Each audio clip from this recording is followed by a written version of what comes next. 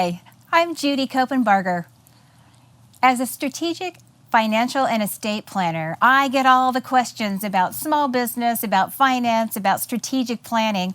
And the question I'm getting right now is, what should I be doing in 2021? Stay tuned and we'll discuss it.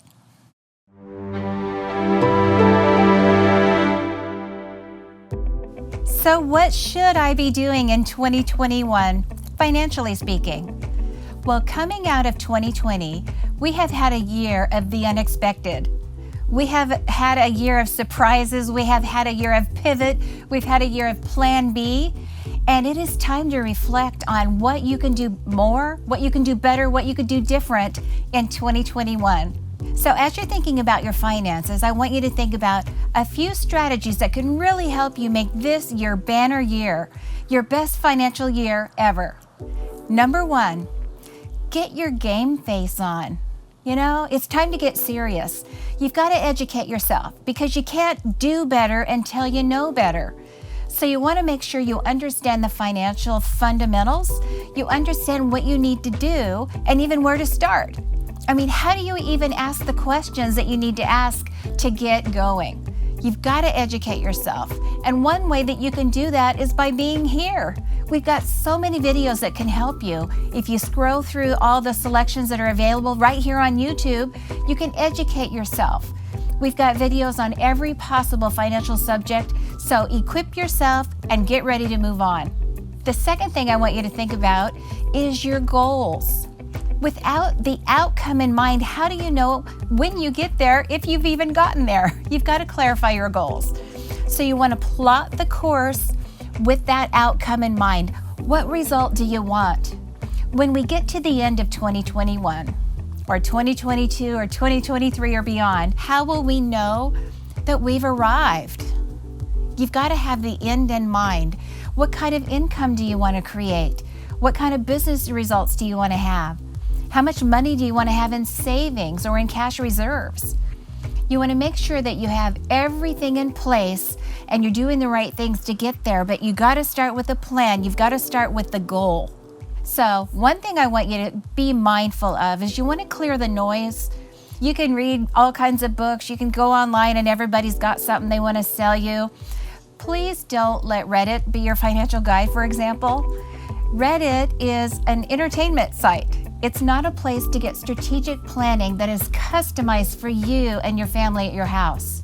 You know, a lot of people, probably most people, they do what everyone else tells them to do, or they follow along with what they're doing. This might work in little increments along the way, but it's not going to work in the long run. So be careful out there. There's a lot of bad information. If I had to guesstimate from my 40 years of experience looking at financial information out there, I would say 90% of it at least is bad information for you. Now, maybe it's right for just the right person, but chances are the information is there because there's an incentive or some kind of enticement. They're trying to get you to believe a certain way or buy a certain thing, and guess what they sell? That certain thing. So it doesn't mean that people in finances are bad, people that have a product to sell are bad, but a lot of times the information seems like it's right for you, but there's a conflict of interest inherent in the conversation, and it really isn't the best thing for you. Third thing I want you to consider is to observe the masses and do the opposite. I had a wise mentor once tell me that, and I said, well, why would I not want to do what everybody else is doing? And you know what the answer is? If you do what they're doing, you're going to get what they've got. If you look around you, you'll find the answer. If you do what they're doing, you'll get what they've gotten. And most people, if you really observe closely, they don't have what you want, do they?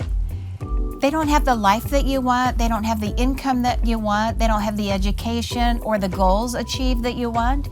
Why would you do what they're doing and get what they got when it's not what you want? Which takes us back to step 2. What do you want? What are your specific goals? So don't follow them. Be a leader. Be a leader in your own life. Be a leader in your own family. Number 4, take action in one pillar of finance right now. So there are 5 pillars in finance to consider. There's legal, which is your wills, trusts, business entities, and all those legal documents that keep you going. There's the insurances that can protect you in the event of a claim or in the event of some kind of a loss that you can't afford to cover. After you have looked at your legal and your insurances, you've got taxation. That's a big one. From taxation, we move to cash flows and cash reserves, and finally, investments, the fifth pillar that most people think about when they think about their finances. Investments include your real estate holdings, your business interests, your banking and leverage, and those traditional investments that you think of, like IRAs and 401ks and stock and bond portfolios. So, as you're thinking about the action that you want to take, pick one pillar of finance and get started. Just do it, like Nike, right? Just do it. So I trust that you have more confidence going into this much welcomed new year. Now that you know what you should be doing in 2021, you are set. And now that you know, you can go and grow. So please leave your comments below so we can keep this conversation going. You can share this video with other people you know are looking for this information. Subscribe right away to receive new content as soon as it's available. Like this video and hit that bell so you can be notified when new amazing financial content comes out. We want you to be first in line. Thanks for joining us today. Have a wonderful day and we'll see you soon. I'm Judy Copenbarger. God bless.